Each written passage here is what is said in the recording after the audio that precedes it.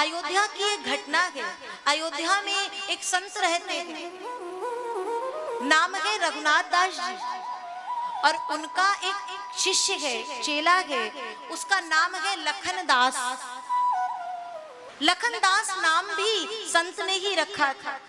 और देखिए जरा, वो जो उनका शिष्य है वो पूर्ण रूप से गुरु की सेवा के प्रति समर्पित है। कैसे घटना कैसे घटती है जीवन में, आप ठाकुर के लिए चलो ना, अपने आप ठाकुर आपको अपने पास बुला लेंगे। भगवान की कथा सुनने से पहले भक्तों की कथा सुननी चाहिए, क्योंकि भक्तों की कथा सुनने से हमारे आपके भीतर भी भक्ति आती है। सुनिए, लखनदास सुबह से उठता है, नित्य किया करता है, और पूरे दिन भर में उसके दो काम रहते हैं, एक सदगुरु की सेवा और दूसरे ठाकुर की सेवा। इसके अलावा उसके पास तीसरा कोई काम नहीं है। दिन पे दिन व्यतीत होते हैं। रघुनाथ दास जी अपने शिष्य से इतना प्रेम करते हैं कि सरकार उसको कहीं अपने नेत्रों से ओझल नहीं होने देते, निरंतर उसको अपने आंखों के आगे रखते हैं। लेकिन एक दिन एक बात घटती है कि अयोध्या से तमाम संख्या में कई संत चार धाम की यात्रा पर जा रहे थे। खबर आई, रघुनाथ दास जी को पता चला, तो खबर लखन के पास पहुंची है। तो लखन दास के हृदय में बात आई कि क्यों ना हम भी ये चार धाम की यात्रा पर चले जाएं। लखन दास को पता चला, लखन दास ने इच्छा जाहिर की, गुरुदेव आज्ञा दें, मेरी बड़े दिनों से इच्छा थी, पता चला है तो मैं भी चार धाम की यात्रा करना चाहता हूँ। गुरुदेव कुछ पल मौन रहे और फिर कहते हैं, लखन सच में तेरी जाने की इच्छा है?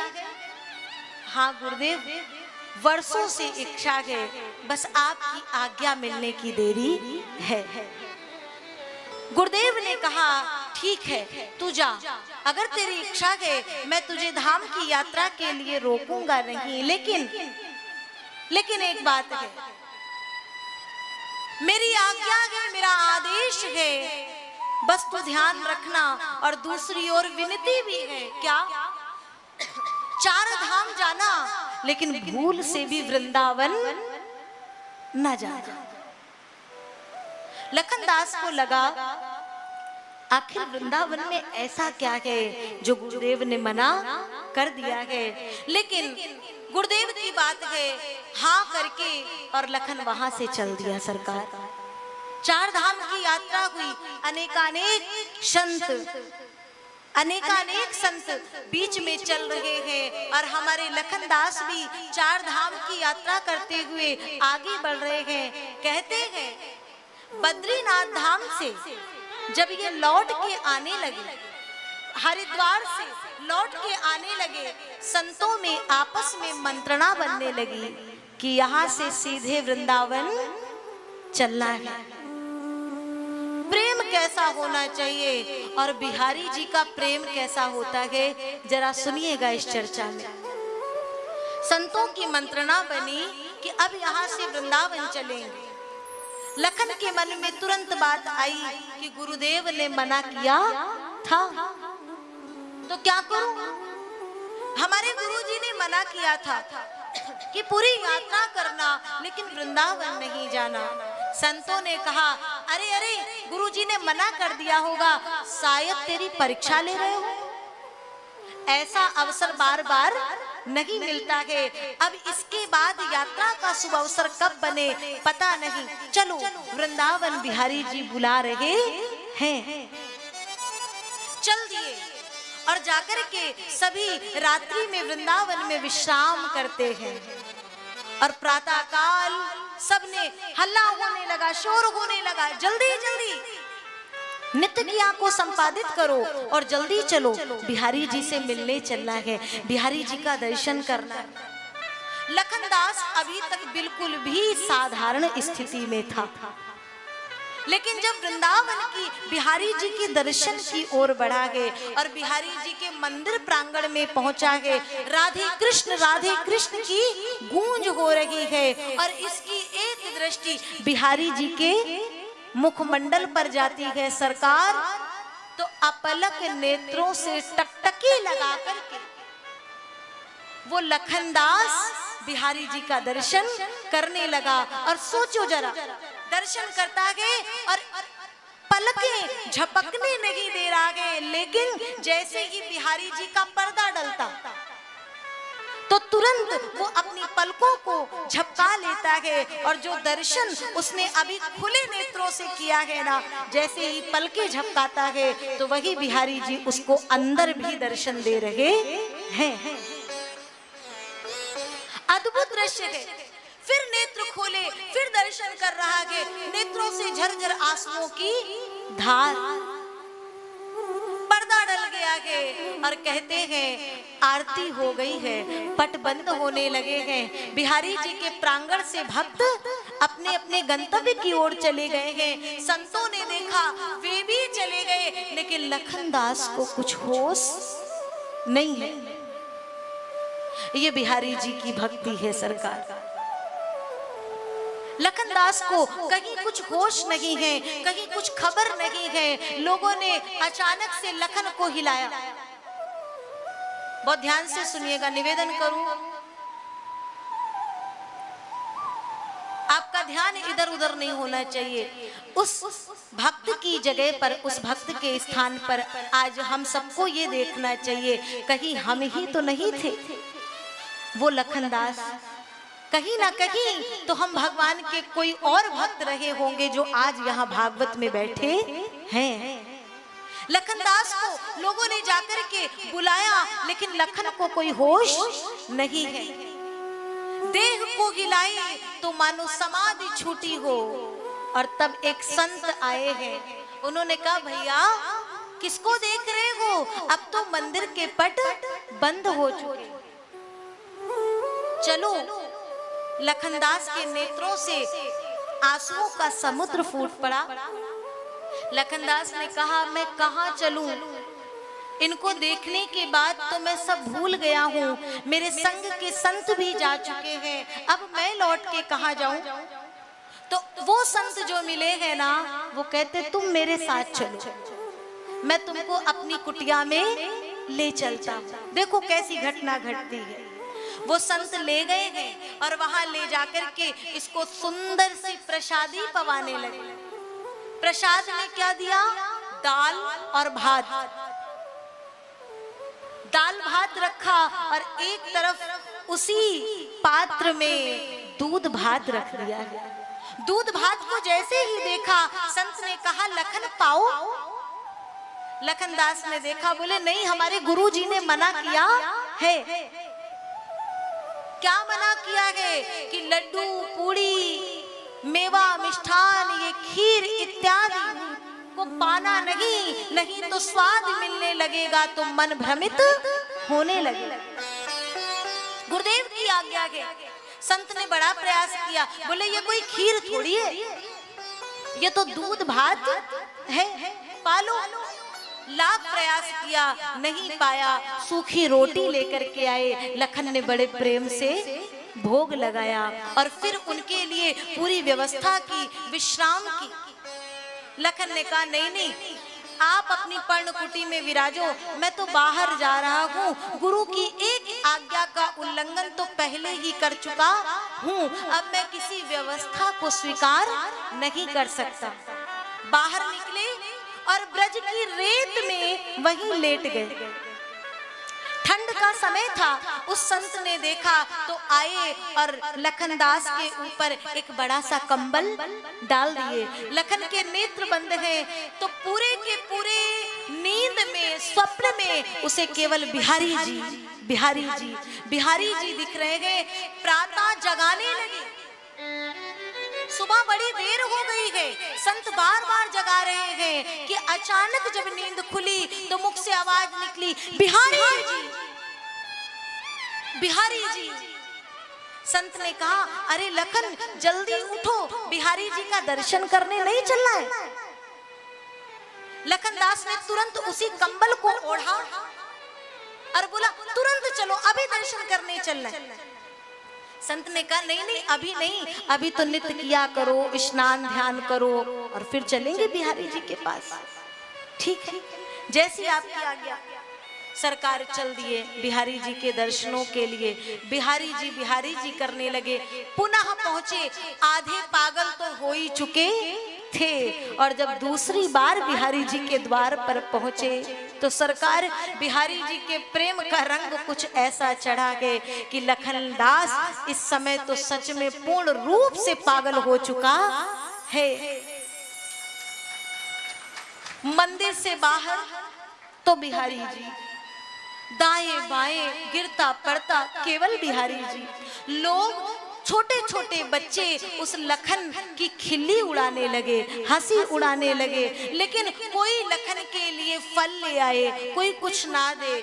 अच्छा पूछे तो भी बिहारी जी, बुरा कह दे तो भी बिहारी जी, उसको हर वस्तु में, हर शब्द में केवल और केवल बिहारी ही दिखता है। एक दिन हमारा वो संत बैठा है तो लखन दास ने पूछा, एक बात बताओ भैया, तुम हमारी इतनी सेवा क्यों कर रहे हो? देखो जरा, लखन दास तो पागल हो चुका है, लेकिन लखन दास पागल है बाकी बिहारी के लिए, और वो जो संत लेकर के आए हैं वो संत पागल हो गए लखन दास के लिए। रोटी बनाना, टिक्कड़ बनाना, उनके वस्त्रों को धोना, उनका बिस्तर लगाना। सोचो,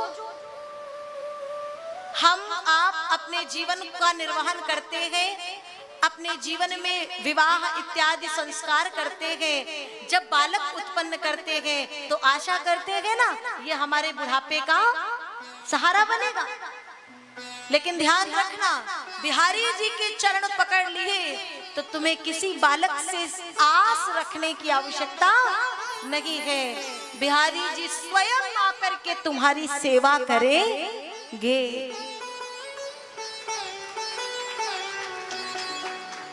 वो संत वस्त्र धोते हैं, बिस्तर लगाते हैं, रोज उठाते हैं, कभी कभी स्नान भी करा देते हैं। अद्भुत कृपा है। तो लखन दास जी ने पूछा, तुम इतनी सेवा क्यों करते हो? संत ने कहा, सच सच बताओ। बोले हाँ हाँ। बोले हमारे गुरु जी ने कहा है तुम्हारी सेवा करने के लिए। अच्छा, तो हम ये तो नहीं पूछेंगे कि क्यों कहा है, कैसे कहा है, तुम अपना नाम बता दो। तो वो संत ने नाम बताया, गरीब दास। नाम बताया गरीब दास।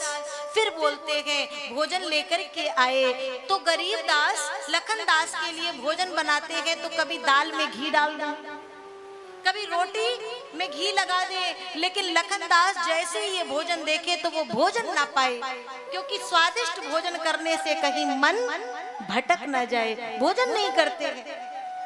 सूखी रोटी ला करके जब रखते हैं तो बड़े प्रेम से व्यंजन समझ करके भोग लगाते हैं लखन दास। बोले सुनो, मैं तो ये सब नहीं पाता, तुम मेरे लिए इतनी व्यवस्था कर रहे हो, तुम तो खीर पूरी खाते होगे? हाँ खाता हूँ। लड्डू मेवा भी खाते होगे? खाता हूँ। मालपुआ इत्यादि सब खाता हूँ। अच्छा, किसकी आज्ञा से? बोले हमारे गुरु जी की आज्ञा है कि तुम जो प्रेम से दे, जो वस्तु दे वो तुम स्वीकार कर लेना। अच्छा, तो तुम्हें सबका अलग अलग स्वाद आता होगा। तो गरीब दास ने कहा, मैं किसी का स्वाद देखता ही नहीं हूँ, मैं तो प्रेम का स्वाद पाता हूँ और बस प्रेम से पा लेता हूँ, मुझे कहीं कुछ भेद नहीं होता है। लखन दास रोते हुए कहता है, देखो ना, मेरी जिह्वा पर अभी भी स्वाद और बेस्वाद का भेद है। मैं कितना पापी हूँ, कितना नीच हूँ, इसीलिए गुरुजी ने मुझे मना किया था। गरीबदास देखते हैं लखन रोने लगे, उठा कर के अंक में भरे और कहते चलो बिहारी जी का दर्शन करने चलते हैं। लेकिन ये क्या, आज जब बिहारी जी का दर्शन करने गए तो यहाँ गरीबदास बिहारी जी का दर्शन कराते समय ही कहीं गायब हो गए हैं और लखनदास पीछे पलट करके बाहर आने लगे। तो आज लखनदास को लखनदास के गुरुजी जो अयोध्या में छोड़ के आए थे, वो गुरु वृंदावन में बिहारी जी के द्वार पर खड़े मिले। लखनदास के हाथ पांव कांप गए, चरणों में गिर गया। प्रभु आपने मना किया था, लेकिन क्या करें। बिहारी जी ने बुला लिया और बिहारी जी कहते कहते गुरुदेव के चरणों को आंसुओं से भिंगा दिया गया। गुरुदेव रोते हुए कहते हैं, बावले बस इसीलिए मना कर रहा था कि वृंदावन ना जाना, क्योंकि वृंदावन जो एक बार चला जाता है वो फिर जगत की दृष्टि में पागल ही हो जाता है। और उसके पागलपन को ये जगत के प्रपंच में पड़े लोग समझ नहीं पाते हैं सरकार। बस इसीलिए इनकार कर रहा था, मना कर रहा था। लेकिन कोई बात नहीं, अब तू आ गया है, अब बिहारी जी तुझे यहाँ से जाने नहीं देंगे। एक बार जो बिहारी जी की शरण में चला जाता है, अगर उसके हृदय में पूर्ण समर्पण है, तो मैं कहती हूँ बिहारी जी उसे कभी लौटा करके कहीं और भेजते नहीं हैं, अपने अंक में भर लेते हैं, अपनी गोद में स्वीकार कर लेते हैं। गुरु ने पूछा तेरी सेवा कौन कर रहा है? बोले गरीबदास मेरी बड़ी सेवा करता है, चलो मैं आपको पर्णकुटी में ले चलता हूँ। लेकर के चले, ये क्या, पर्णकुटी गायब है, पर्णकुटी गायब है। आसपास लोगों से पूछा, लोग तो किसी गरीबदास को जानते ही नहीं है। दोनों गुरु और शिष्य नेत्रों से अश्रु उड़ेलते हुए सरकार धड़ाम से गिरे, क्योंकि वो गरीब दास तो हमारे गरीबों के दास श्री बांके बिहारी थे, जो आकर के लखनदास की इतनी सेवा किए। इसलिए मैंने कहा बिहारी जी के चरण गहोगे तो स्वयं बिहारी जी तुम्हारे हर पल में, बुढ़ापे में नहीं, बचपन से लेकर के और तुम्हारे अंतिम तक तुम्हारी सेवा करेंगे। तो सरकार बिहारी जी पर भरोसा रखो, भरोसा रखो, बिहारी जी कभी तुम्हें भटकने नहीं देंगे।